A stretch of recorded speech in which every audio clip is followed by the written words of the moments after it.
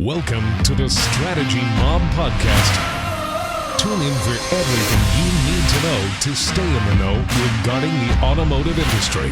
Here's your host, Jason Harris. Hey, what's going on, Podcast Nation? It is Jason Harris here, and thank you for joining me on another episode of Strategy with Jason. Today, I have a very special guest, all the way from the front seat of his car. I have the one, the only, the oh-so-famous Mr. Durran Cage in the house. Durran, what's up? Thank you so much, Jason, for having me on. And yeah, front seat and ready. I've got my son who's 7, about to be 8. We're getting some things done for him to prep for his little birthday. So I'm super excited to be on. Thank you so much. This is gonna be fun. Well, thank you for taking the time. Today's a big day, and I appreciate you sharing that day with us. Hey, Durran, for everybody out there that's watching and listening right now, and kind of don't know your origin story and kind of how you got started in the business, I always think it's fun to kick off these podcasts with that story. So I'm very curious, how did you get started in this crazy little world we call the automotive industry? Yeah, so it's crazy. So I'm a military brat, right? So my father, he was in the Air Force.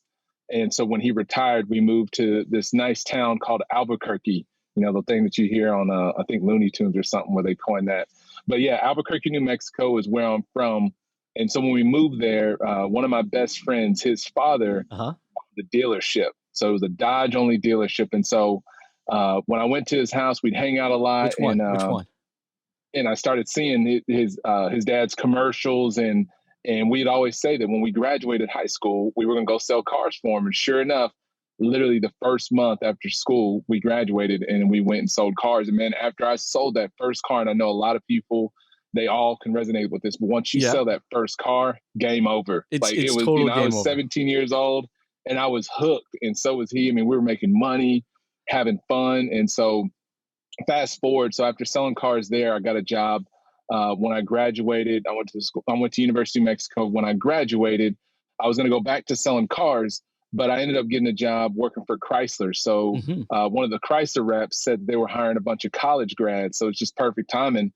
And I said, okay, where would I go? And he said, Memphis, Tennessee. I said, okay. And they're like, you get a car. And all I heard was a free car. So of course, in 2008 or 2007, went out here to Memphis, Tennessee as the Chrysler rep for Tennessee, Arkansas, and Mississippi.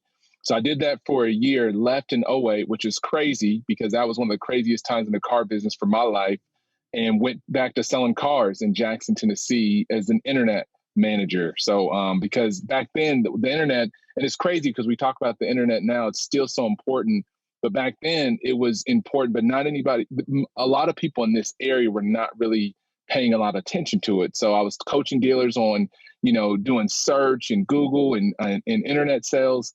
So one of the dealerships pretty much said, put your money where your mouth is. And so I joined that dealership, Dodge dealership in Jackson, Tennessee.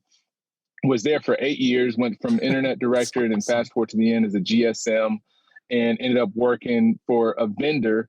After doing that for 8 years, I worked as a vendor as a consultant for 2 years. And then after doing that for 2 years, I started my own in February 2018. So really 3 years ago. And so now I consult dealers in the same area and all around, really on 3 core things, Jason. And those things are, how to improve the internet sales, how to utilize their CRM to the best of their ability, because it's one of the most underutilized tools in the dealership.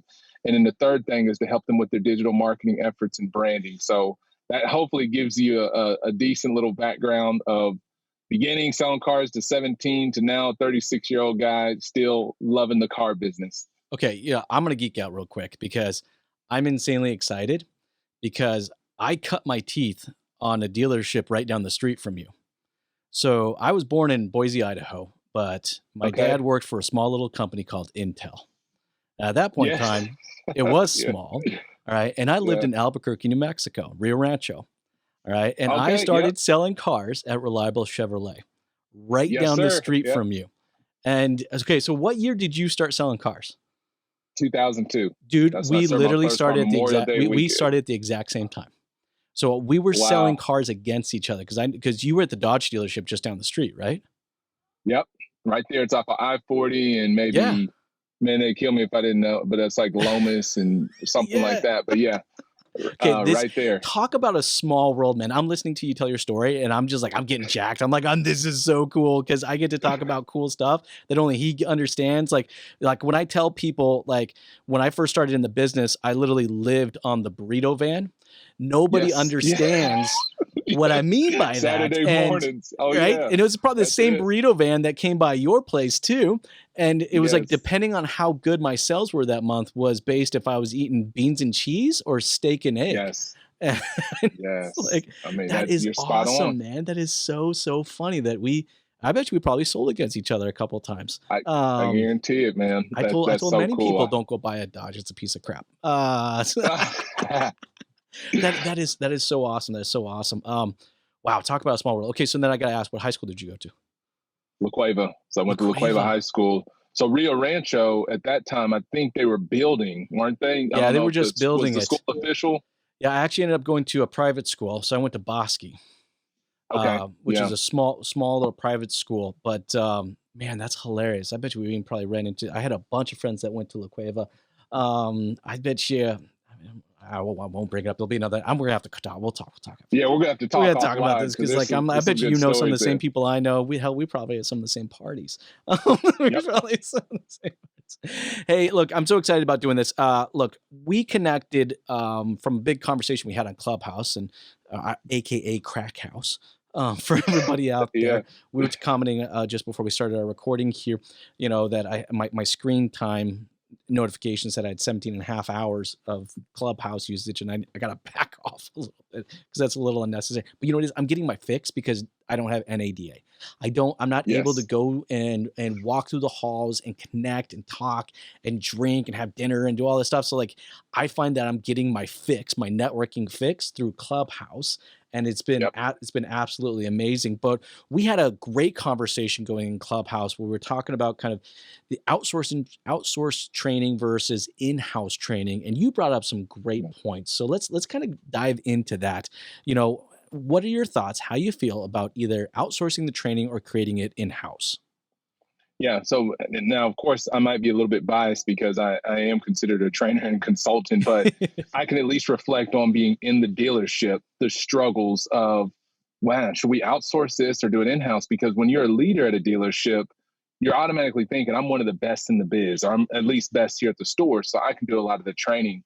The issue that you run into when you're in store as a leader, and I'm sure some of the people listening will understand, is just the timing of it.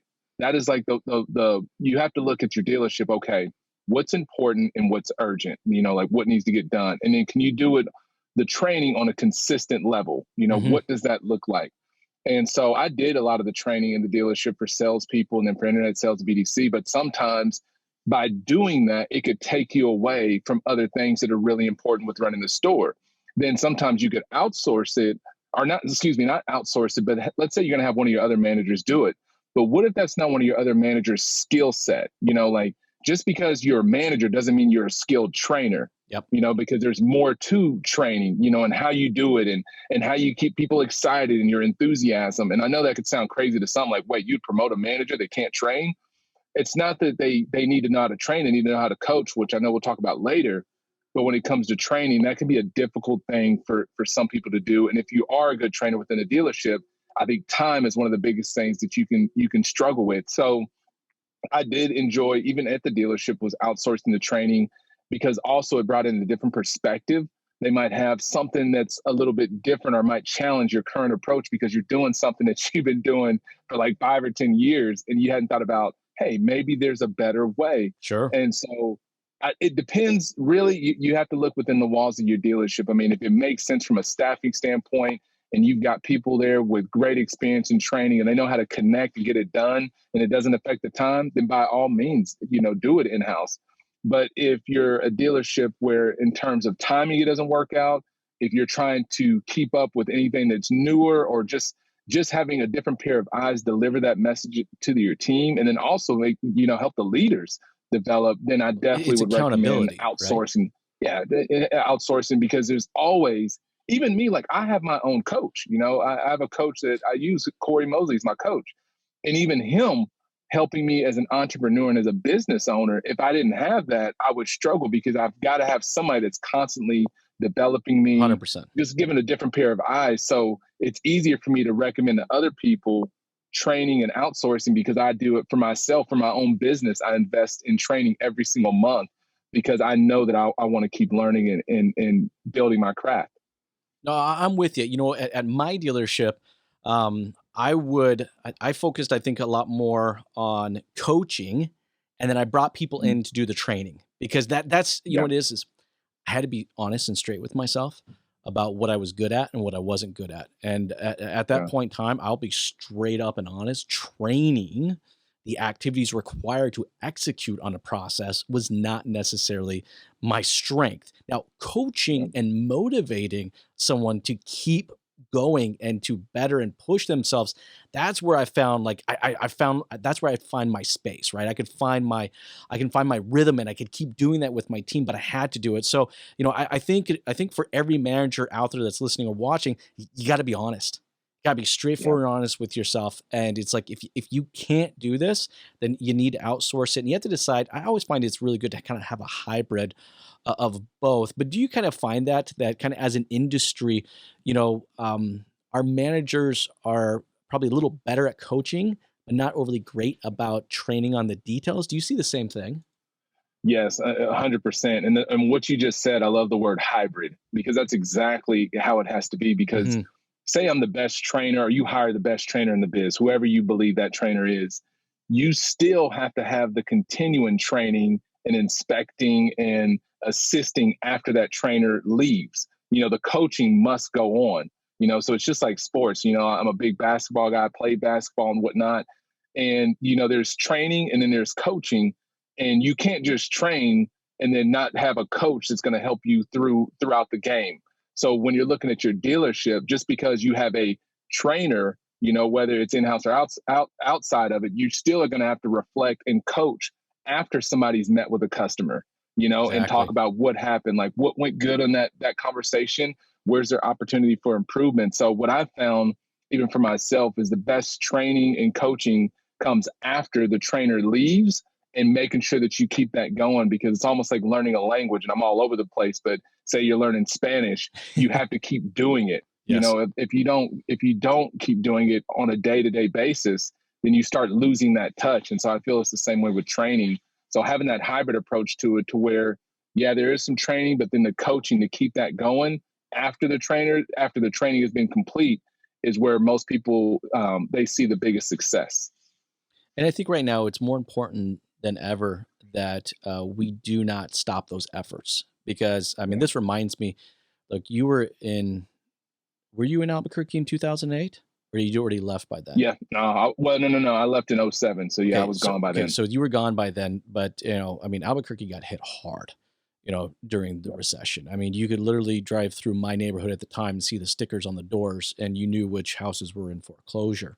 And Yep. that's actually what kind of prompted me to kind of move up here. But after that 2008 period, there was no magic marketing pill that was ever going to bring us customers through the door. All right, we had to No. process our way to profitability. And I found that the most successful dealerships then, and I'm finding the most successful dealerships now, all right, understand that methodology or embrace that and have not stopped at all. In fact, if anything, I've actually seen some of the best dealerships out there increase their training, coaching, and developing efforts because the consumer has just fundamentally changed. Right? The Yeah. game has changed. Marketing has changed. I mean, hell, the Super Bowl just happened. All right. And, outside in our circle, all right, outside of just the game not being the most exciting game I think I've ever watched, the Brutal. Vroom commercial Yeah. probably had more impact than on our circle of people than the actual game itself. So that's a good segue kind of into that is like, how do you see like that kind of commercial challenging the branding of our industry? And I guess maybe you should talk a little bit about the commercial for everybody that's out there watching and listening and don't know what we're talking about. Yeah. I think it was probably one of the most talked about commercials before the Super Bowl I've seen. I'm not used to It's funny because people are like, did you see the ad for Vroom for the Super Bowl? And I'm like, the Super Bowl hadn't even happened yet. How, Yeah, that's true. That's true. it was like 2 weeks before somehow it leaked. Like Super Bowl commercials used to be a big deal. Like you didn't see them till after. So it's kind of like, I guess it's like the Black Friday thing. Like Black Friday goes all month long. Mm-hmm. But anyways, so back to the Vroom. Yeah. So everybody that hasn't seen it, pretty much it puts this negative connotation on the dealerships about, that I think they had a guy getting electrocuted, if I'm not mistaken, but yeah. they're pretty much about to almost kill somebody. And they're trying to reference that buying a vehicle at a dealership is this painful. Like it's that bad to where you'd almost rather go and sit on an electric chair or be electrocuted than rather buy a car. And dealers, and I'm sure people listening to this, some of them just cringe and they get upset. But my response to it and to the clients that I work with is like, this isn't really anything new. It's just a branding exactly. that Vroom is doing. But Vroom was not the first to paint this negative connotation on our business. Like there's other vendors, without me saying their names, but there's other vendors that have run spots that make fun of dealerships and how we sell cars. And then there's other publicly auto-traded dealerships that have done very similar spots where they make fun of dealerships selling cars. So I'm not so sure why Vroom. I think it was just because the aggressiveness of the Vroom ad really just kind of ticked them off. But this is really nothing new. Like we've seen this before from 100%. Different people that have poked fun, at the auto industry in the process. Well, I think it was timing too. It just kind of felt like it was a little bit of a low blow, especially with just kind of the last 12 months that we've kind of come off of. But I actually think the most genius part of this entire thing is that we are literally marketing it for them. See, this is what I think is really kind of funny. As an industry, we're like, oh, how dare you talk like that?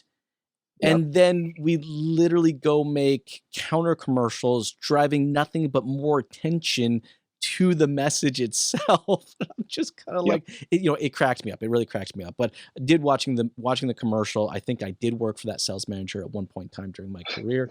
I've definitely worked at some dealerships that taught me a lot about what not to do, or taught me more about what not to do than necessarily what to do.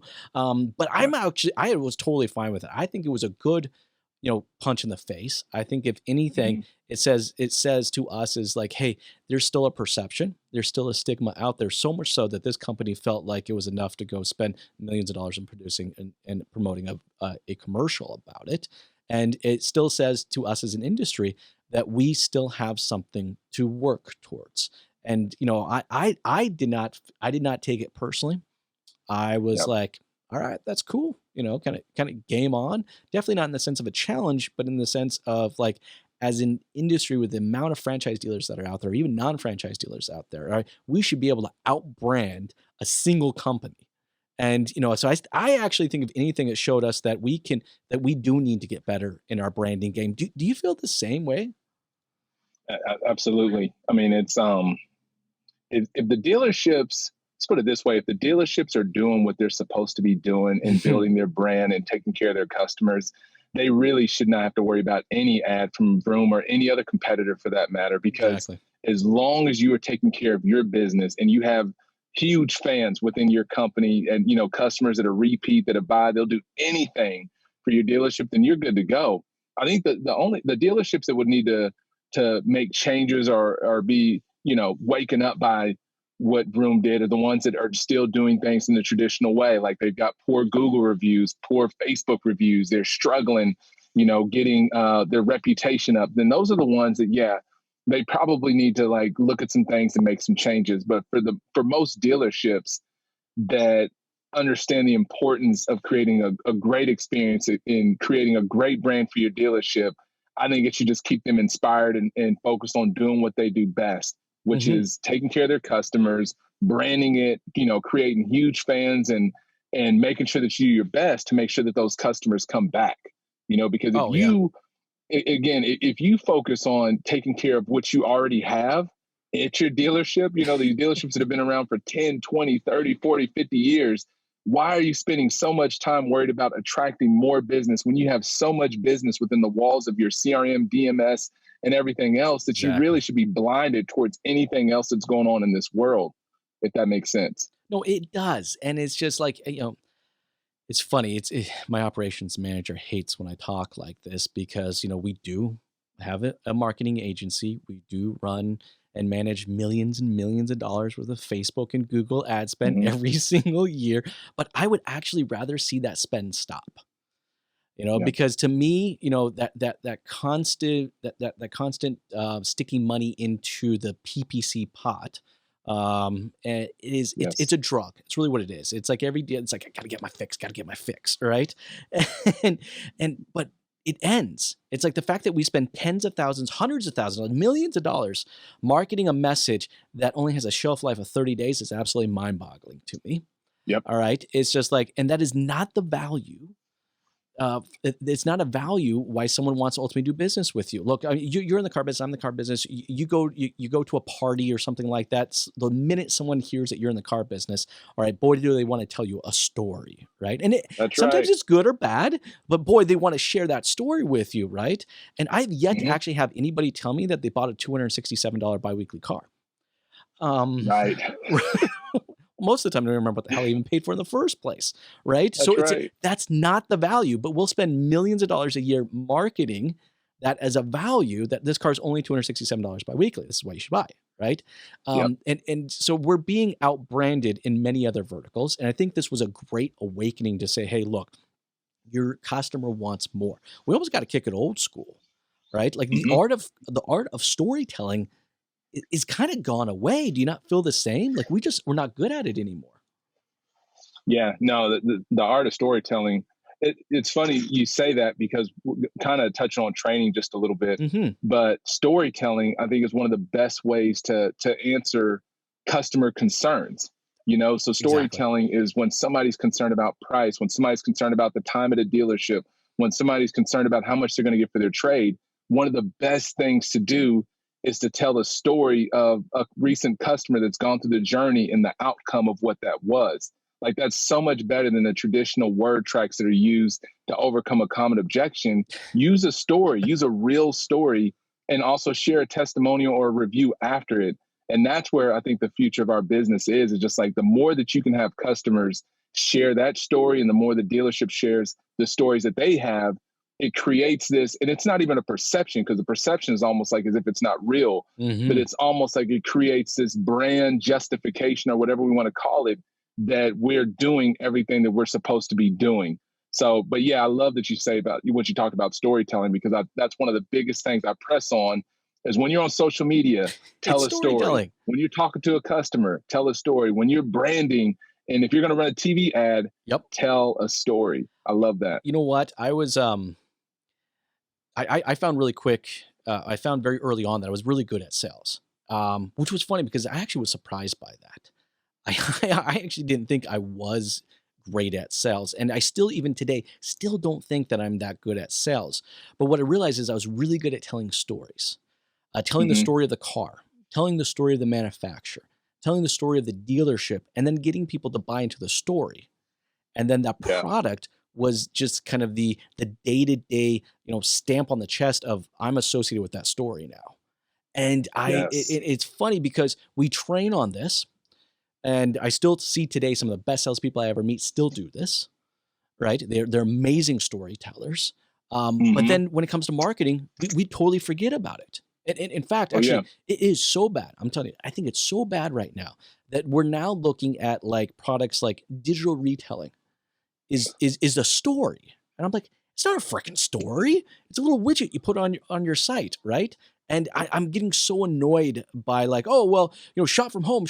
Like that's the story. Like, no, it's not. It's well, I think for a lot of reasons, like digital retailing is a process first, then technology second. In fact, actually, I remember hearing this come up in a recent conversation. Actually, you know what? This is a good one. I'm going to get your thoughts on this. All right. Is that, this digital retailing story, dealerships have bought into it so much, but now OEMs have bought into it so much that they want to get involved and force dealerships to do digital retailing. What are your thoughts on that? Yeah. So the OEMs getting involved with digital retailing, there's nothing wrong with that. They're listening to the customers, and I'm just laughing because of our conversation prior. But No, the OEMs getting involved with digital retailing, I understand that they're listening to the customer, so I think that's a good thing. But what they really need to listen to is listen to the dealers. Really need to listen to the dealers, because the Exactly. dealers are the ones that have to execute. Okay. And so before you can execute on anything, you have to lay out a process. You have to make sure you have the right processes. Then you have to get the right people in place. Then we can talk about how we're going to execute this digital retailing strategy. Then we're going to talk about how we're going to put the buttons on the website and where we're going to put those buttons. There's so much more to it. Like, even digital retailing in itself is almost a culture. Like, you can't have all these buttons on your website talking about digital retailing, buy now, act quick, do this. Yeah. But when you come into the dealership, there's no branding around that. There's nothing. So what if you were on the website and you looked at all this great stuff, buy quick, start the process now, but you decided not to convert on the website. So you didn't submit your information, but you walk into the dealership and all you see is 10 grand off, 190 lease payment.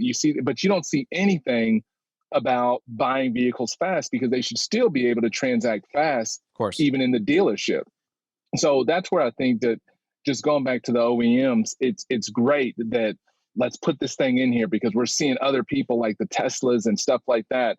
They're having success. But if you really dig into Tesla, there's so much more into that process. Oh, there's so much more into their infrastructure that you can't with dealerships. It just takes time, and again, so you have to really get back to the pencil and paper and dial it back down to, like, okay, what percentage of our customers actually want to do this? Look at our demographics. Look, what kind of volume are we seeing? And then let's take a look at our heat map. Let's pilot this on our website, and then let's relook at it again in 90 days. Like, how many OEMs have went out there and pushed out digital retailing to dealers, but then at least after 90 days or 6 months, went back to the dealers and sat down and talked about, what did it look like? What did it look like when it entered your CRM? What are your salespeople saying? What are your customers saying?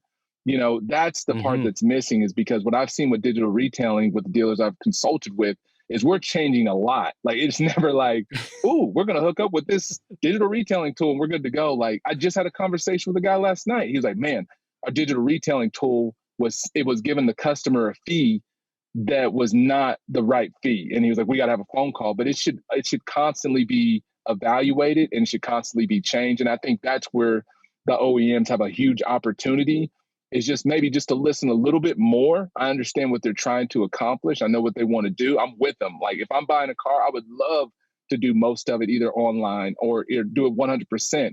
However, they have to really look at the friction of the process and make sure we remove all that friction to make sure it's a smooth experience. Well, I think that's what's key, right? My fear is that they think the tech defines the experience. And I'm like, I have never seen a piece of technology create an experience. The process associated with the technology that's built around the technology, that's the experience, right? So it's just like, that's where it gets me really, well, hey, I'll be honest with you, it gets me super nervous when the OEMs get involved. I mean, I had a Mitsubishi dealership. Mitsubishi was pretty good about letting me do what I needed to do, but they even fought me on multiple things. Yeah. And it's just like, look, I understand, but I mean, there were conversations that had to be had. Like, I'm like, you're the wholesaler, I'm the retailer. Let me do what I need to do to make money. Back off. Right. But it's just, I'm afraid, my fear is that they think that this is a diet pill. It's the magic diet pill that's going to let the dealership lose the weight and generate a good experience. And it's like, no, if there's not a process defined behind it, it's never going to stick, but I also think, to be able to get to that place, look, let me back up. Digital retailing, I've seen be executed really successful. You kind of mentioned this a little earlier too, right? Like an idea is only as good as how well we can execute it. That's pretty much what digital retailing is, Correct. And the dealerships that I've seen execute it well, it's because their leaders are right front line flying the digital retailing flag. Yes. So this is where I think it kind of goes into my next question, because we were talking a little bit earlier about coaching leaders and how we kind of create those. And it's like if you don't have a leader that understands how to coach their team, a product like digital retailing or any other product like live chat will just die. So I want to get your thoughts on this. Like, how do we get our leaders to coach, and how do we coach those leaders to be better coaches? Yeah. Well, and as we get into the leadership thing, I think one of the best things that, especially going from digital retailing and going into the leader standpoint, is one thing the leaders can do to really help their team in this area is to make sure that they go through the digital retailing themselves, Oh, yeah, yeah, and then 100%. coach their team through it. So if you're listening to this as a leader, if you have not been on your website and gone through the experience yourself, that should be the first thing that you do after you listen to this podcast. Absolutely. Like after you're done, there's like, oh my gosh, I need to do that. And then as a leader, do the same thing with your people. Make your people go through that entire process online. Okay. Then the next thing as a leader that I found to be so valuable is every digital retailing opportunity that we receive. And really, it's not just digital retailing opportunities, but almost any opportunity that you receive that's like an online customer. Mm-hmm. One of the best things leaders can do is just to sit down with your employees, whether that be a BDC or an internet salesperson or whomever, and go through that process with them, talk to the customers with them. Exactly. And if you can do that as a leader and bridge that gap, man, talk about the culture that you create. Like, wow, like not only is he coaching me, but he's leading me down the path of what our customers are trying to do. And then he's also talking to the customers, or she is also talking to the customers with me. And that's that coach and that leader where, again, it connects the dots with everything that we're talking about. Yes. You can have the best process for digital retailing. You can have the best buttons for digital retailing, but if the leaders are not in place to help make sure everything is being executed and holding the team accountable and being 100% all in with everything, then it's not going to work. Like the leaders are the biggest foundation to the success or the failure of a dealership, hands down. 100%. Like 100%. If you want to succeed with digital retailing, you better have some strong leaders. If you want to have the best salespeople, you better have some strong leaders. If you don't have the right leadership in place for everything that we've talked about, it's almost pointless. Nothing will really work. There's going to be this puzzle, and then you're going to miss pieces of the puzzle. Just going to be wide open, and you can't get this perfect picture because that leader is not in place. So that's a great question. Well, and you know what? I think it does it is the foundation of everything that we've talked about actually up to this point, right?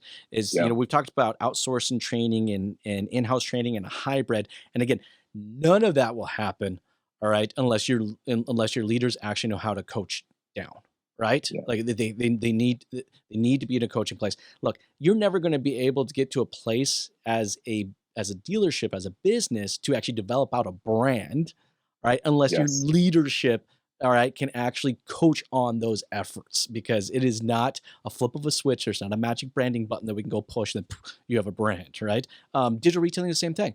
There is no magic button here.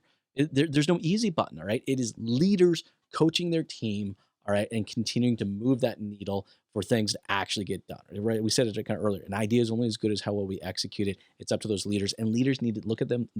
They have to have a moment. They need to be self-aware. They need to look at themselves in the mirror and say, hey, look, am I going to coach today? And am I going to be that coach that my team needs me to be? That's what I see a good leader is. Don't you see the same thing? I agree. It's almost like we could say this line: the leaders are the brand, and the brand is a reflection of the leaders. Yeah, 100%. You see that? Like they go hand in hand. Yeah. It's like you have a brand, but that brand really is your leaders.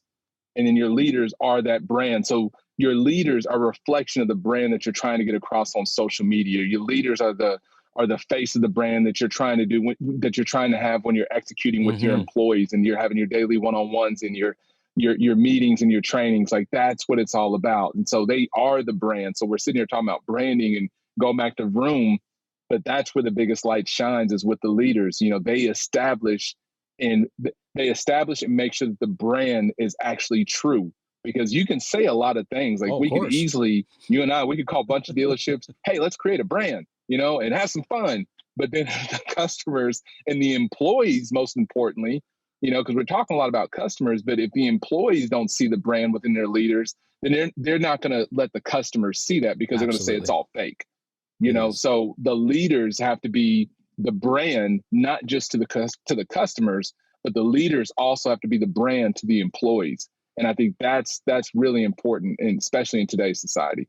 Durran, you were so right, and I feel like that's a perfect like mic drop right there because you did an amazing job of summing it up. I know it's a tail end of our time right now, and this has been a lot of fun. I think for a couple boys from Albuquerque, New Mexico, I Who think would have we've done known? all right. We've done all right, and it's been amazing to connect with you and have this conversation. I'm sure this is not going to be the last time that we do this, but for everyone out there that's watching and listening right now who would love to connect with you, Durran, and kind of continue this conversation, this amazing conversation we've had. All right, what's the best way to connect with you? Yeah, so you can just it's my first name, Durran, Durran, at cageautomotive.com, or you can find me on Facebook just by typing in Durran Cage, or my number's on LinkedIn, so you can find me just about anywhere. So yeah, I'm super thankful, Jason, for letting me be on here. And I promise, anybody that's watching the video part, I'm normally a suit and I've got my Yeah. tie on and stuff like that. It's just when the wife wants to make adjustments and says, hey, I want our little guy to get his hair cut and get everything taken care of, and I'll get my hair cut done too. So I'm super thankful and excited. And yeah, I hope that we get to do this again and have some fun. But who would have known? Rio Rancho, Albuquerque, green chili. Man, that's crazy. That's right. You know what? That is one thing, and we can jam about that. Nobody understands the beauty that is green chili unless you've lived in New Mexico. Green chili. Yes, sir. Hey, thanks, Durran. Have yourself an amazing day. This has been a blast. You too. Thank you so much. Take care, Jason. Thanks for tuning in to the Strategy Mob Podcast with your host, Jason Harris. Don't want to miss new content? Be sure to sign up to be a mobster at strategymob.com to stay in the know. Remember to like, comment, and subscribe.